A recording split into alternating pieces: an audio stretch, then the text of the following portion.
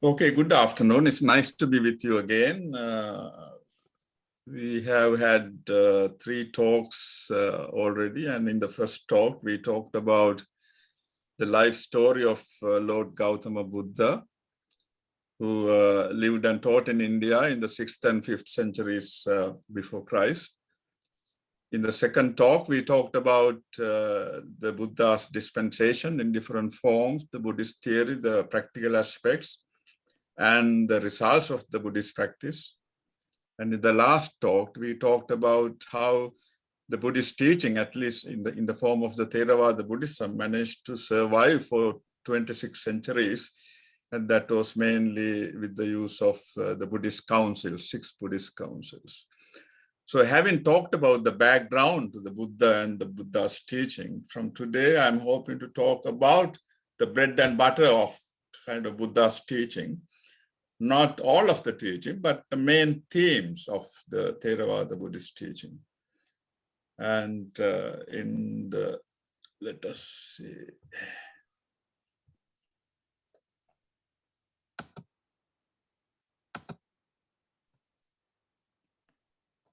When I was talking about the Buddha, I did mention that Buddha was born as Prince Siddhartha in a place called Lumbini in the present Nepal, somewhere here. And he grew up as a royal prince with all the royal comforts, got married at age 16. And age 29, he was confronted with suffering of the human life in the form of an old man, a sick man, and a dead body. He became disenchanted with the human suffering and the domestic life. So at the age of 29, he left home to become an ascetic. He wanted to find a way out of human suffering. And for 6 years, he tortured himself, believing that austerity will bring enlightenment. It didn't work for 6 years. And then he gave up the austerities and moved to a place called Bodh Gaya in Bihar, somewhere here. And so at age 35, he meditated under a bo tree and became enlightened by realizing the Four Noble Truths. And from there, he went to a place called Saranath near Varanasi to give his first sermon. And he preached for 45 years. And at the age of 80, he traveled to this place called Kushinagar, and he passed away. So let us now go back to how Buddha became a Buddha. So at the age of 35, he sat under this bo tree. This is how it looks like today. And started meditating on in-breath and out-breath. It's called Anapanasati.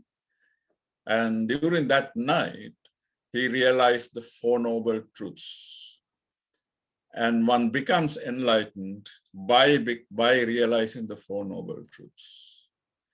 Having realized the Four Noble Truths, he wanted to teach this teaching to others. And he thought, whom shall I teach? If you can remember, when he became an ascetic, he went to 2 meditation teachers.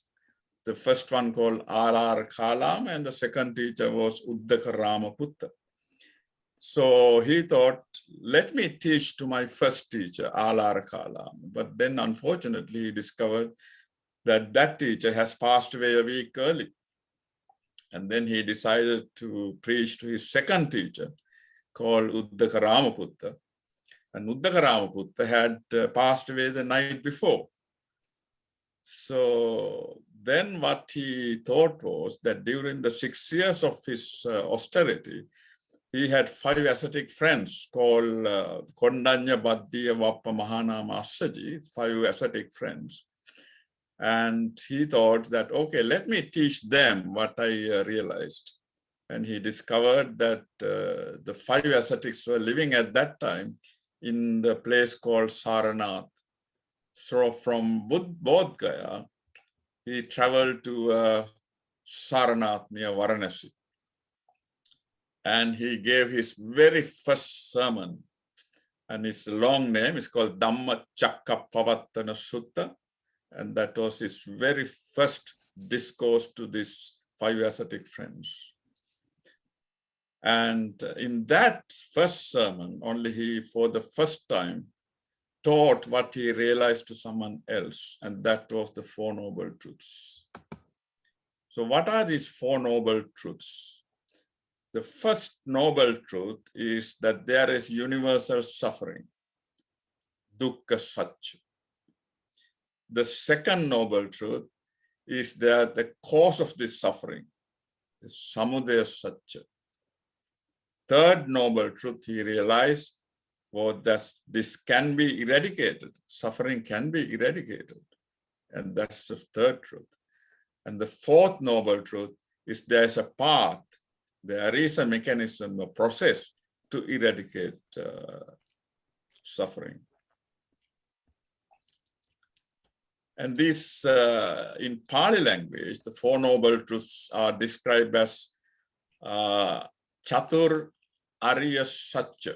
Chatur Arya Satya. Chatur in Pali language means 4, Arya means noble, and Satya means truth. So Chatur Arya Satya in Pali is the 4 noble truths. And why are they called noble? There is an explanation given by Venerable Buddhaghosa in his famous book called Visuddhimagga, The Path of Purification. It's worth reading if someone hasn't read it. And in that book, Venerable Buddhaghosa says the 4 noble truths are called noble because they were rediscovered by a noble one, this Buddha. So as you remember, these 4 noble truths are universal dhammas. They exist in the world whether there's a Buddha or not. But when there's no Buddha or the Buddha's teaching, unfortunately, it gets lost in the world. So when the Buddha reappears, the Buddha rediscovers the 4 noble truths and teaches that to the world. So it is called noble because it's rediscovered by a noble one, the Samma Sambuddha.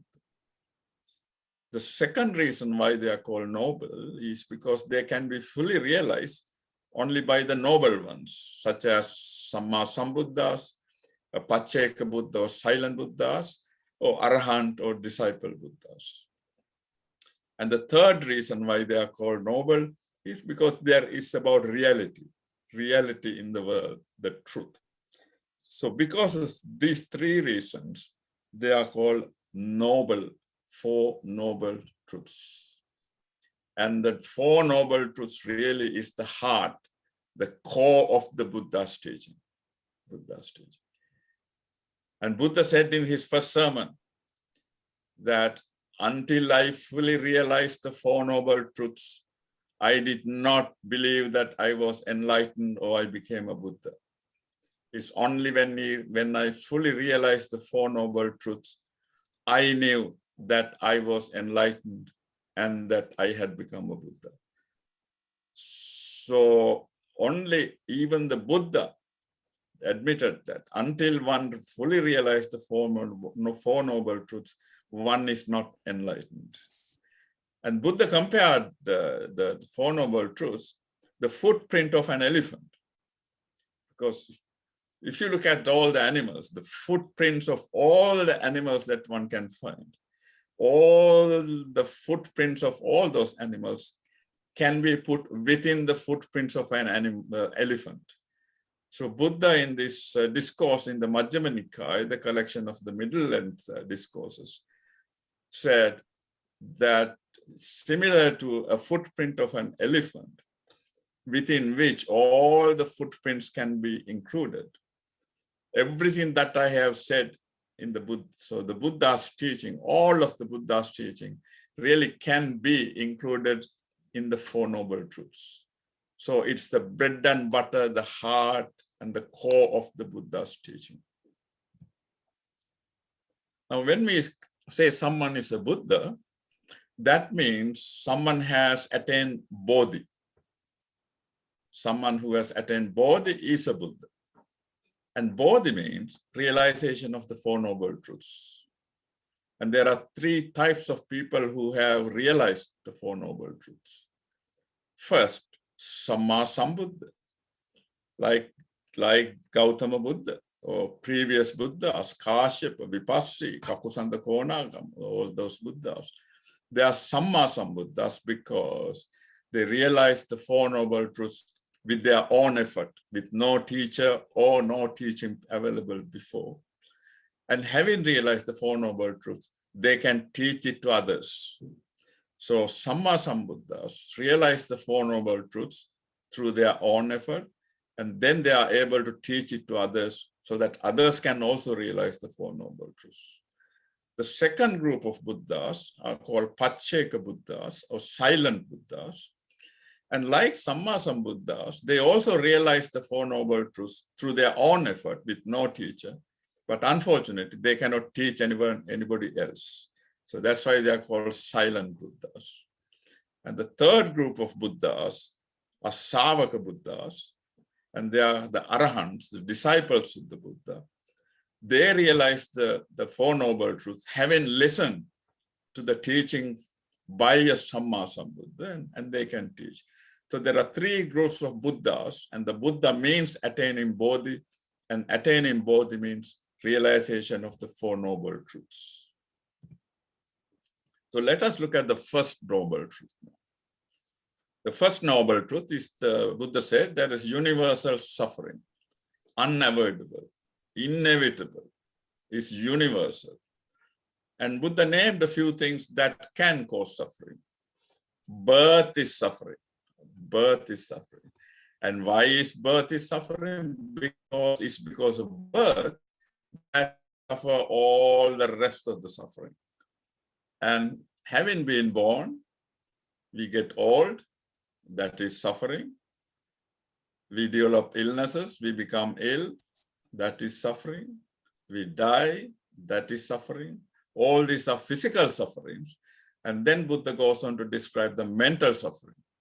All types of sorrow, lamentation, crying, wailing, weeping, mental grief, mental pain, despair. And when we have to associate with people we don't like, that's suffering. When we have to separate from our loved ones, friends, relatives, family, that is suffering. Not getting one desires is suffering. And not what desires, the desires are not for these things to happen. We desire not to be born. We desire not to get old. We desire not to get ill. We desire not to die. We desire not to experience any sorrow, lamentation, grief, pain, despair. But no, it won't help. We have to suffer. So not getting one desires is also suffering.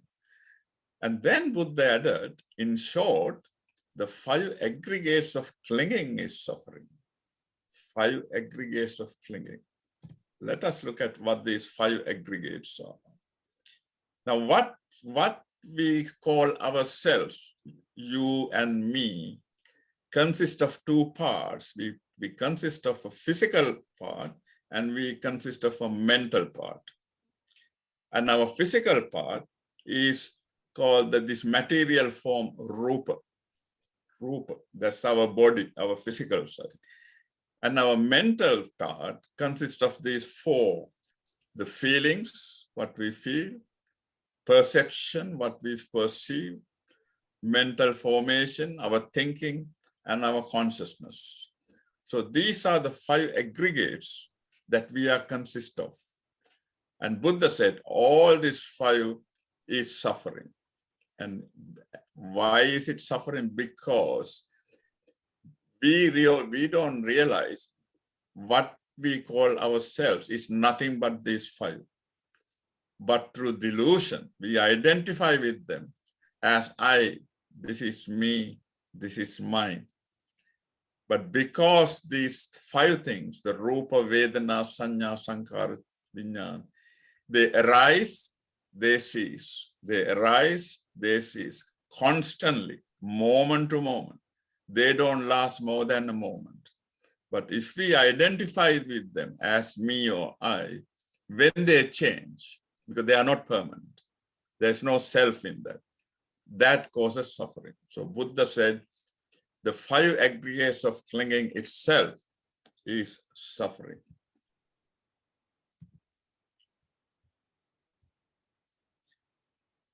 Now, Buddha said, very often he used to say in discourses, look here, I teach only 2 things. I teach suffering and the end of suffering. I teach suffering and the end of suffering. Now, the problem we have is what Buddha talked about was dukkha. And there is no English translation for dukkha. The best translation they have found is suffering.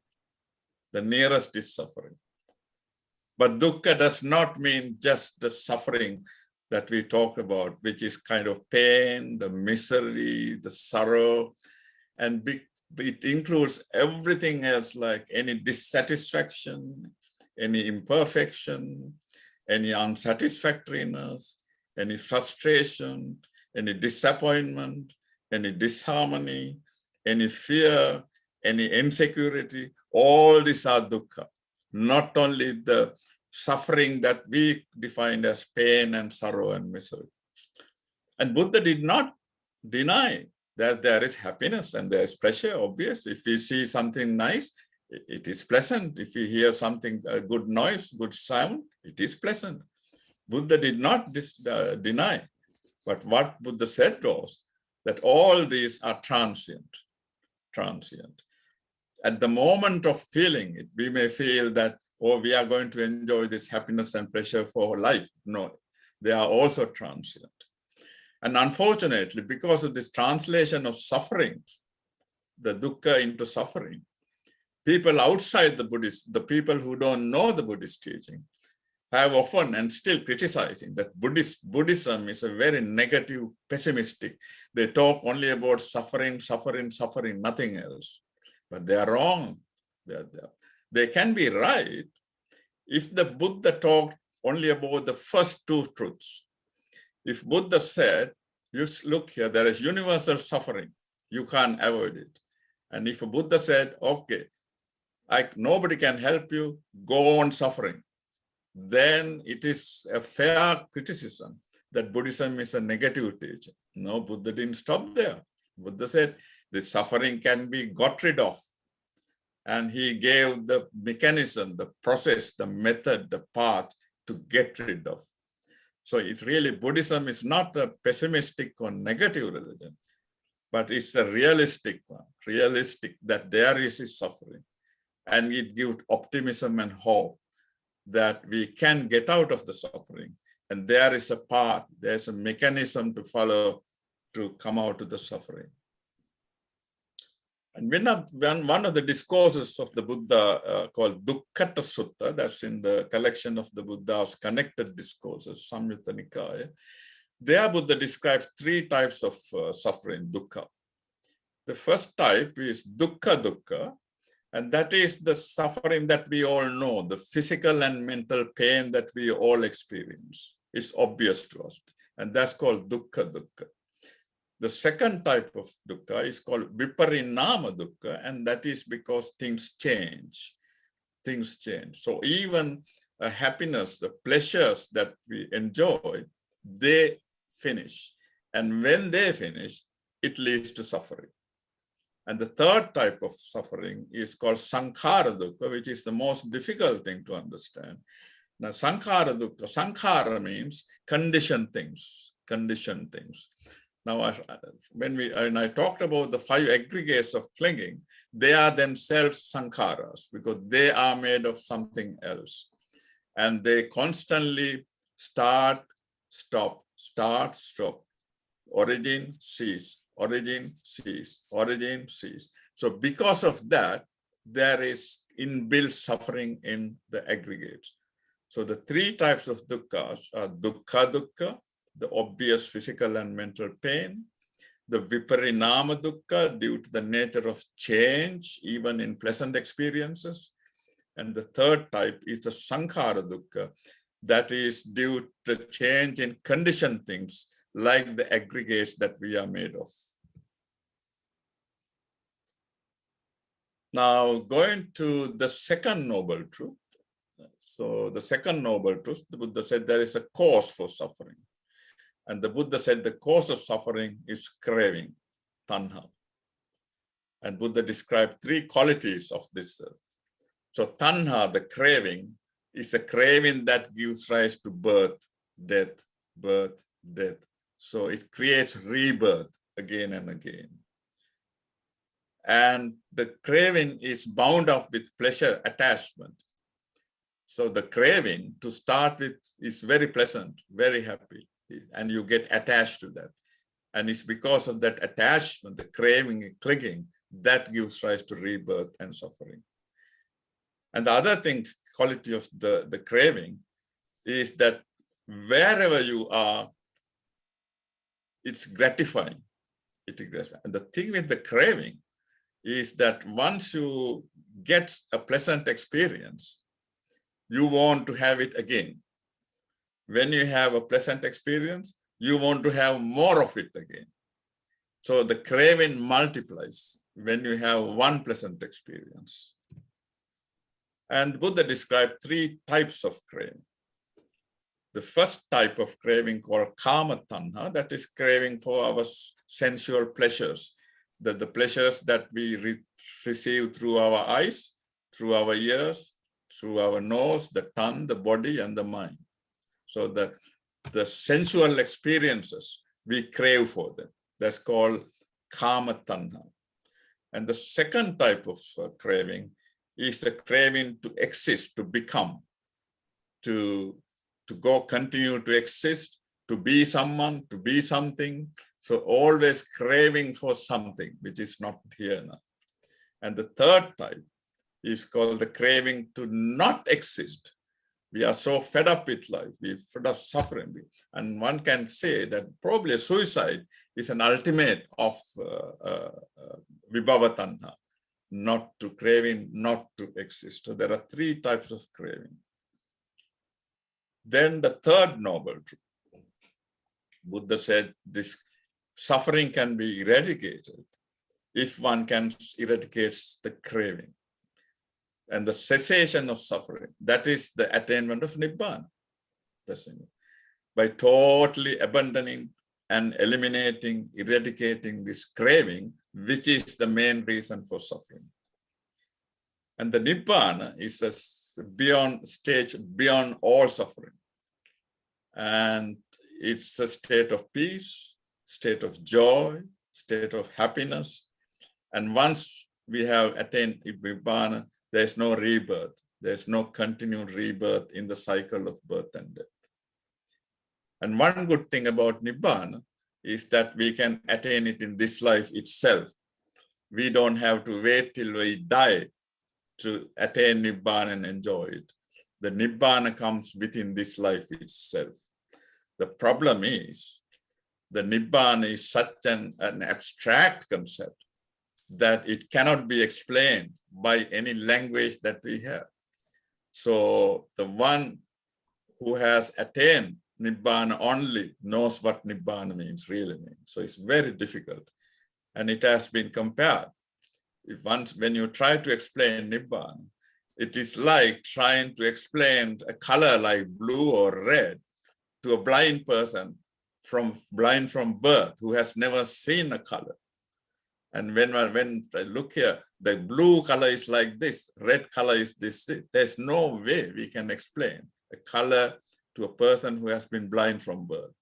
And trying to explain Nibbana to someone who has not experienced Nibbana has been compared to a similar explanation. And as we know, there are three main unwholesome roots in Buddhist teaching, and these are called greed, the raga, hatred, ill will, they are called dosa, and the ignorance. And when one attains the Nibbana, one has eliminated all these three completely: the greed, the hatred, and ignorance. And within Theravada Buddhism, obviously, the ultimate goal is to attain Nibbana.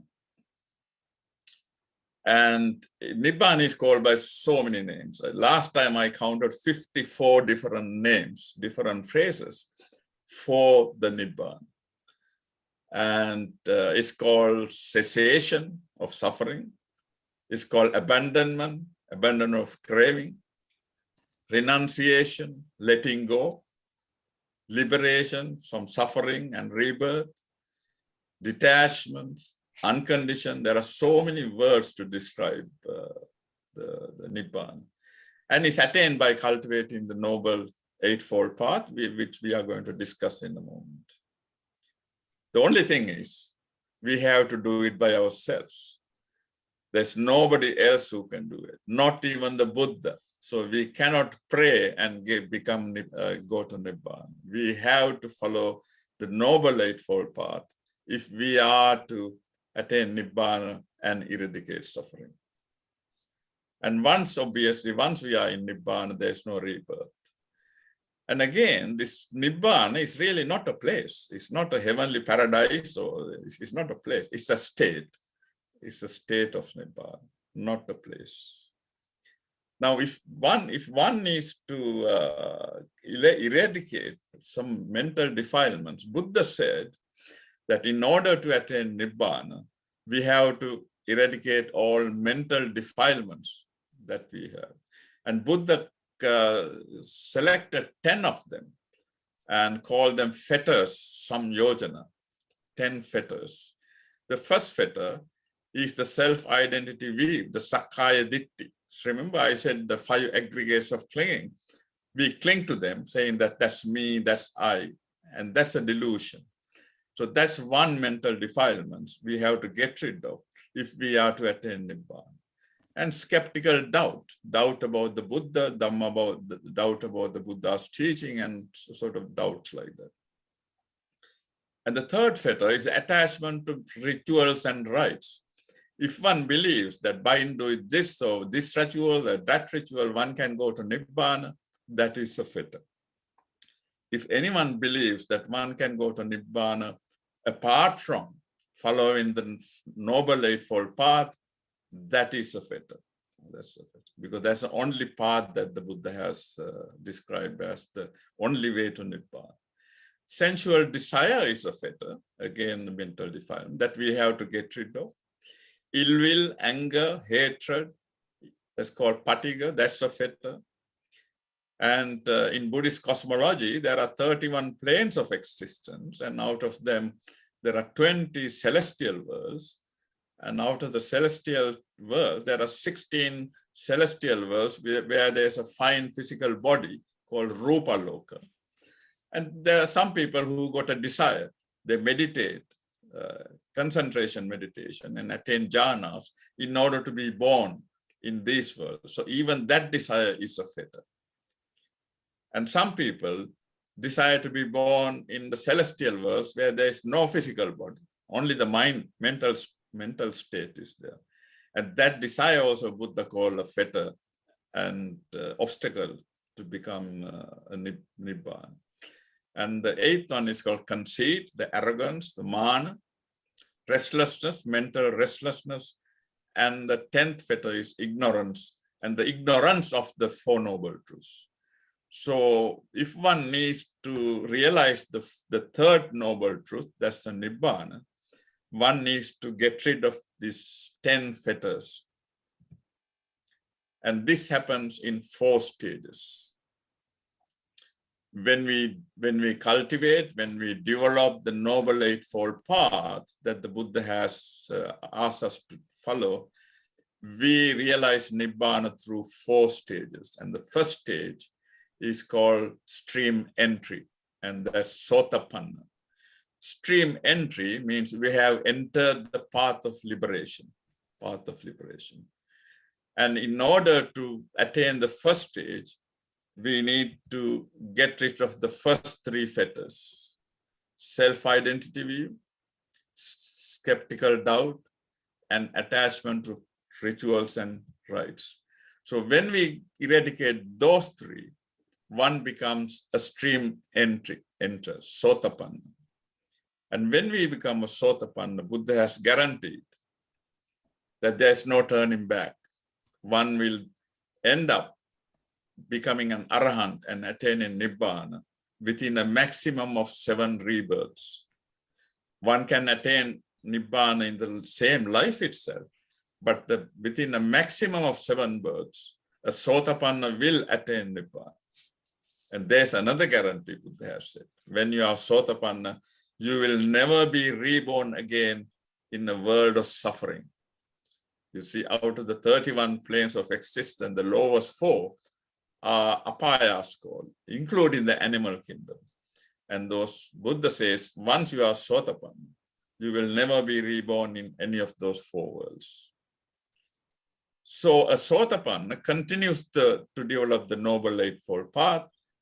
And when he weakens the next two fetters, that is the sensual desire and the ill will, not completely eradicated, but you weaken them, and one becomes a once returner, and that's Sakadagami. That's a second stage of attaining Nibbana. And when one is a Sakadagami, again, one will never be reborn in any of the worlds of suffering. And the Buddha said, it's called once returner. There's only one more rebirth. If one does not attain Nibbana in the same birth, there's only one more rebirth, either in the human world or in the heavens, one of the heavens. And there he will attain, he or she will attain Nibbana. So that's the second stage of Nibbana. Then when one's returner continues to develop the Noble Eightfold Path, then the third stage comes. That's the non-returner or anagami. Remember, in the second stage, the Sakadagami weaken sensual desire and ill will.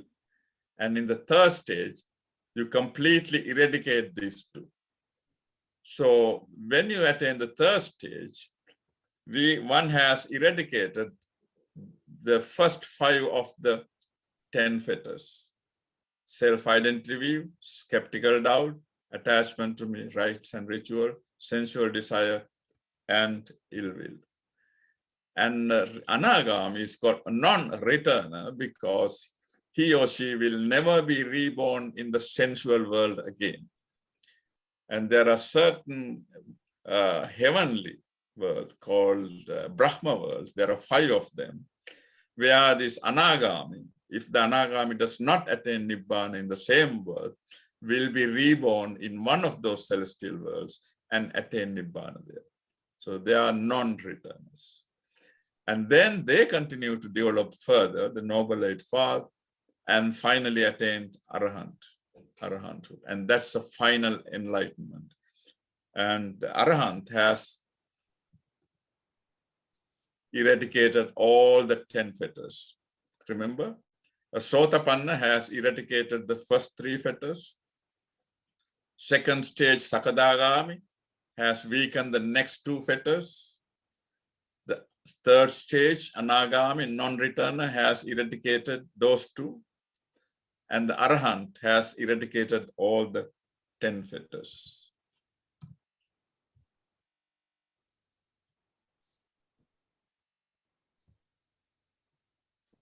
Now let us go to the 4th noble truth. And that is the path leading to the cessation of suffering. And it's all called Arya Attangika Magga. Arya means noble, Attangika means 8, Magga means path. Now why is it called a path? It's called a path because one can not call a path anywhere where nobody has walked before.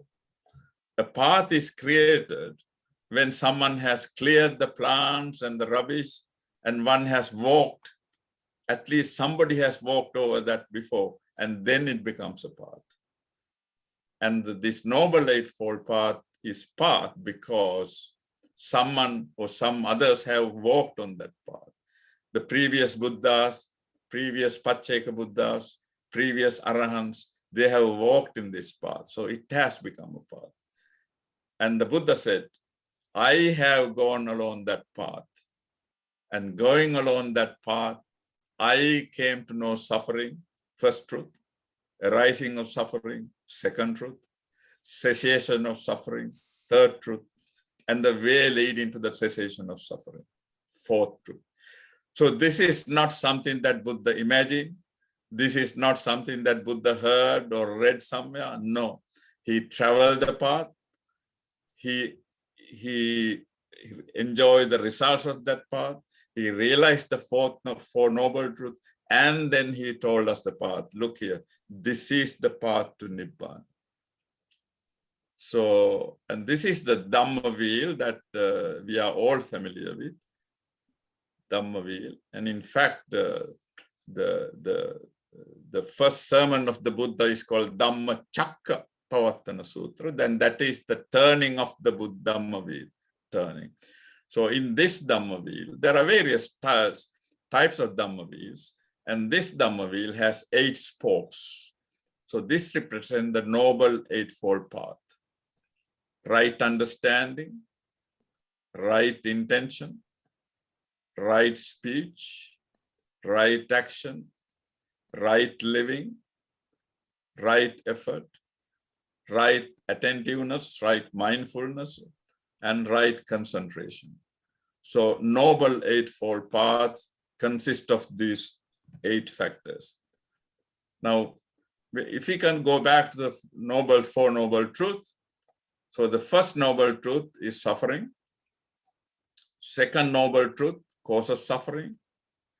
Third noble truth, cessation of suffering. And the fourth noble truth is the path, and that is the Noble Eightfold Path. So the Noble Eightfold Path, the first one is called right view, Samma Ditti.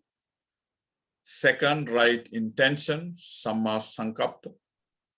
Third, right speech, Samma Vacha. Fourth, right action, Samma Kammanta. Fifth, right livelihood, Samma Ajiva.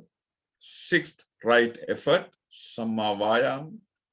Seventh, right mindfulness, Samma Sati. And right concentration. And from a practical point of view, this 8 can be divided into 3 stages. And the first stage is morality, sila, and right speech, right action, and right livelihood. And they compose morality. And Buddha said, without morality, there's no concentration, no wisdom.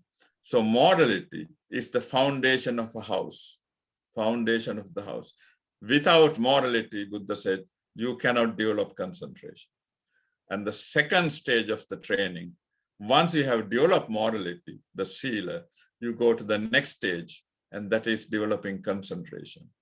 And the next 3, the right effort, right mindfulness, and right concentration, and they compose concentration. So you must have developed, cultivated morality, sila, in order to develop proper right concentration. And you need the right concentration to develop wisdom. So, and the wisdom part contains the right understanding and right intention.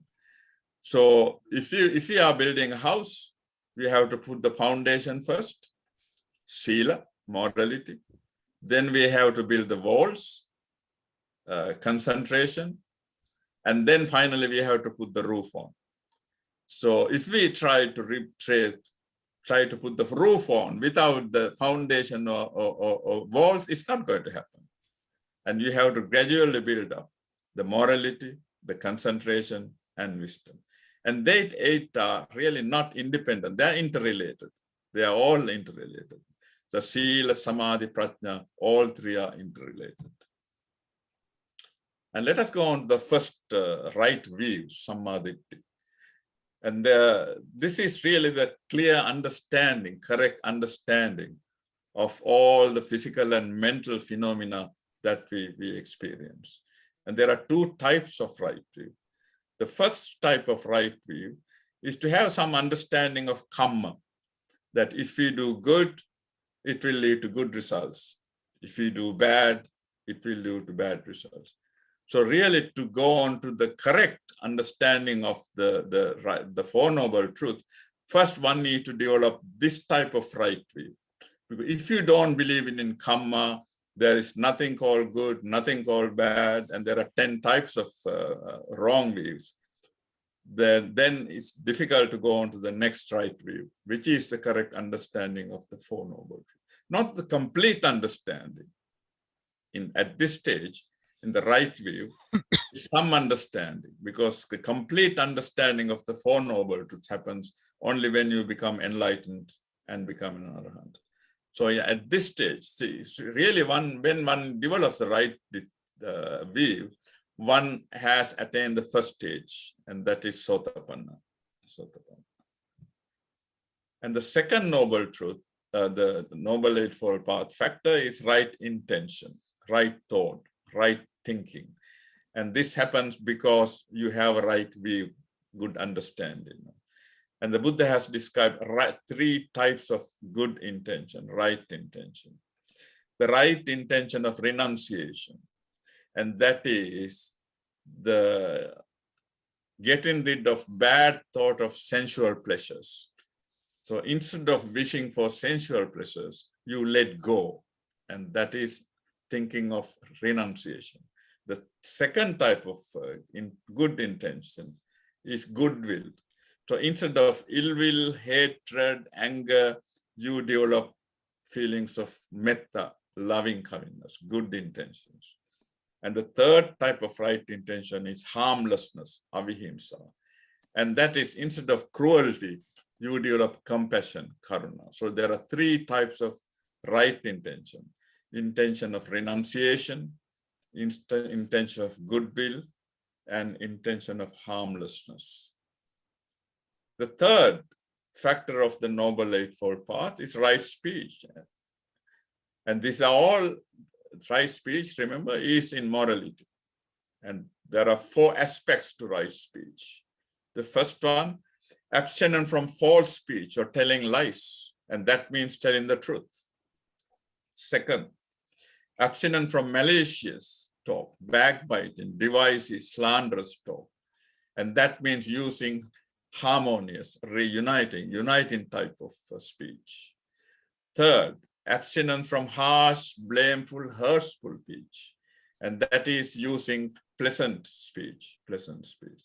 And the fourth type is abstinence from gossip, vain talk, idle chatter, and that is engaging in only useful talk. So there are four aspects to right speech: abstinence from telling lies, abstinence from malicious, backbiting, dividing talk, abstinence from harsh, hurtful speech, and abstinence from gossip, idle chatter, vain talk.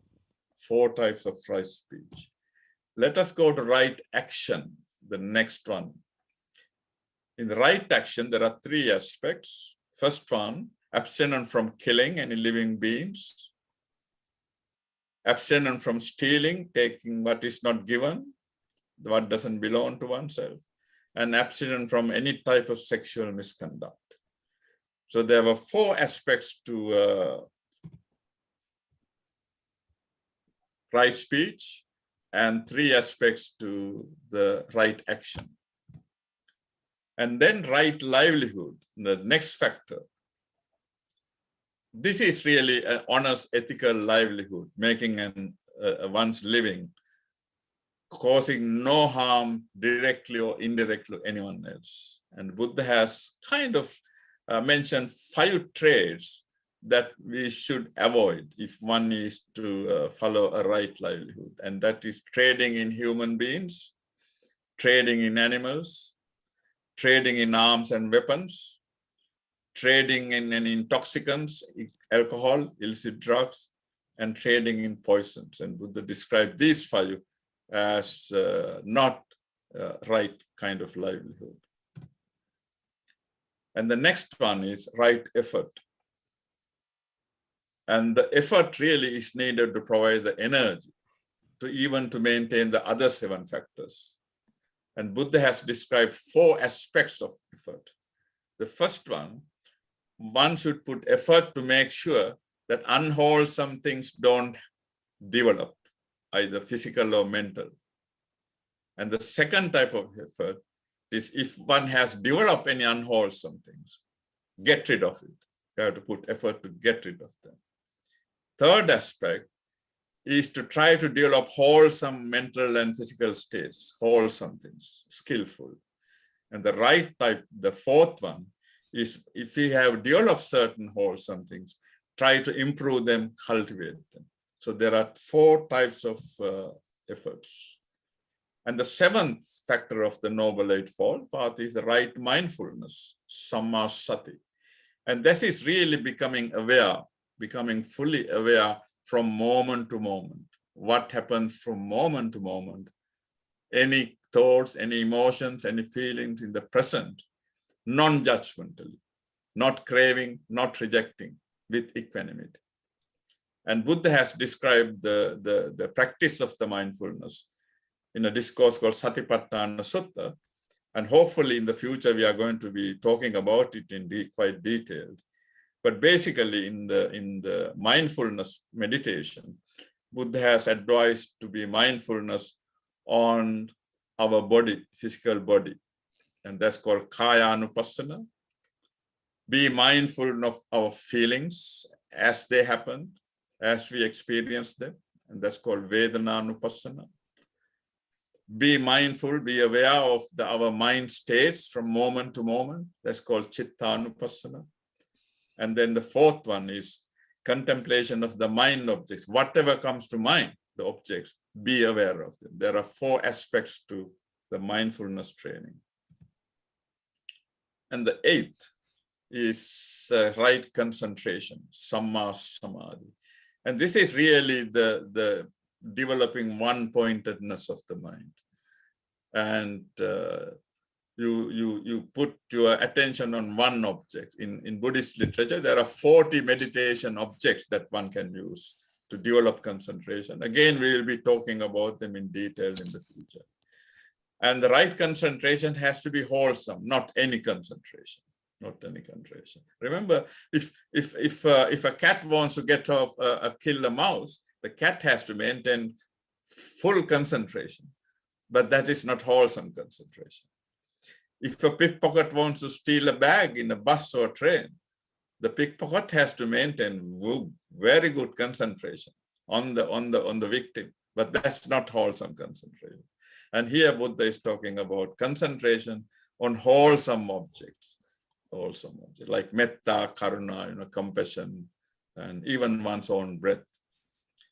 And when you develop concentration, then what happens is there are certain mental defilements called mental hindrances, and they get suppressed. And what are they? These are the 5 mental hindrances. So whenever we sit down to meditate, any type of meditation, these 5 come and trouble us.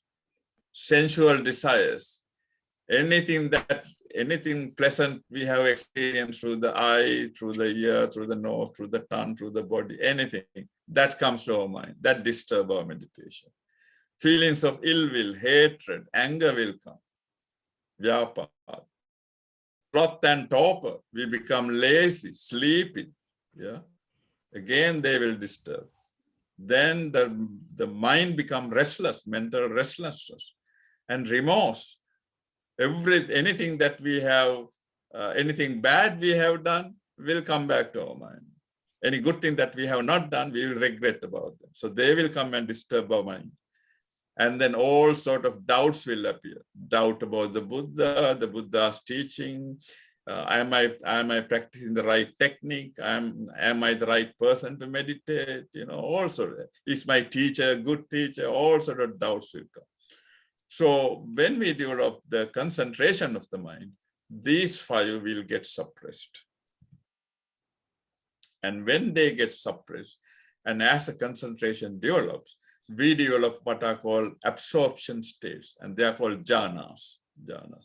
And there are 4 jhanas that Buddha has mentioned under the Noble Eightfold Path. We will talk about them in the future, but just remember there are 4 jhanas: first jhana, second, third, and fourth.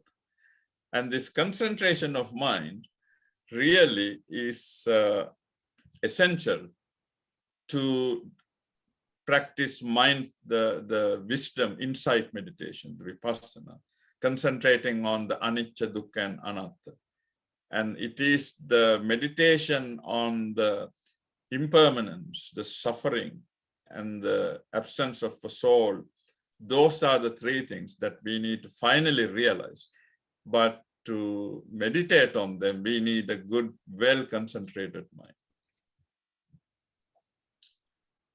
Now, cause and effect is a central theme in Buddhist teaching.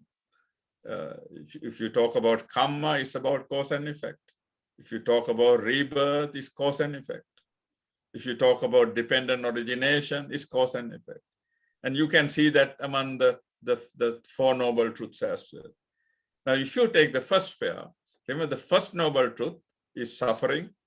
The second noble truth is the cause of suffering. So here it is depicted in a reverse order. So the second truth is the cause, the craving, and the result, effect, is suffering. So cause and effect.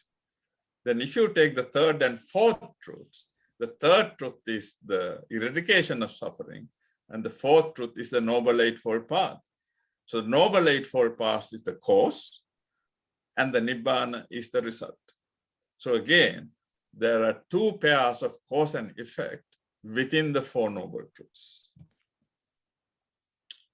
Now we can compare the Four Noble Truths really to seeing a doctor every day. When we feel ill, when we are not well, we go to the doctor.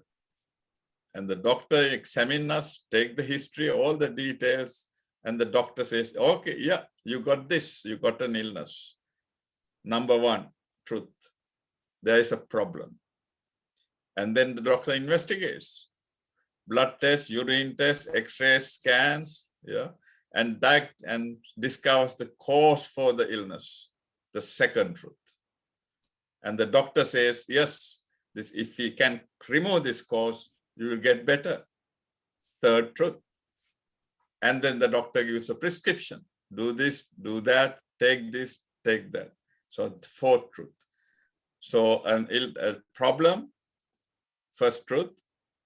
Cause of the problem, second truth.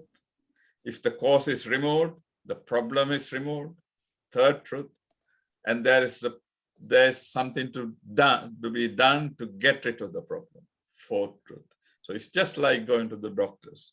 But the problem is that the first thing is the first truth. We have to accept that we are ill, that I have a problem. And a lot of people don't recognize that there is suffering. And the second is, even if you accept that you have a problem, you are not interested in finding out what caused the problem. And the third is, even if you are told that if you do this, you can get rid of it, you don't do what you are told. So we can learn, we can memorize the Buddha's teaching, the Four Noble Truths, the Noble Eightfold Path. But unless we practice the prescription we are given, we will not attain Nibbana or get rid of suffering. And Buddha said in one of these discourses in the Samyutta Nikaya, "O monks, it is because we didn't understand the Four Noble Truths that we have come all this way, suffering from birth to birth to birth to birth, both you and I. So the main reason for our existence in this suffering and this samsara is really not realizing the Four Noble Truths." And Buddha said, how should we put effort into realizing that? Buddha said, as if one's head is on fire, as if one's clothes are on fire. Yeah, just imagine if my head is on fire. Yeah, would I say, I'm tired, I want to rest, I want to have a rest before I get rid of the fire? Would I say, I'm hungry, I will eat something before I put out the fire? I am thirsty, I will have a drink before I get rid of the fire? I'll have to wait for my wife or my children to come to get rid of. No, You forget everything else and put out the fire. And the same way, if we realize that there is suffering and we want to get rid of the suffering, we will not postpone it. Yeah. We won't say, I will do it when I finish work, when I retire. I will do it when my children grow up. I will do it when my children are educated and married. Yeah. Or postpone. No, Buddha says, as if your head is on fire, as if your clothes are on fire. Yeah. Do it now. Do it now. Thank you. I think I'll stop.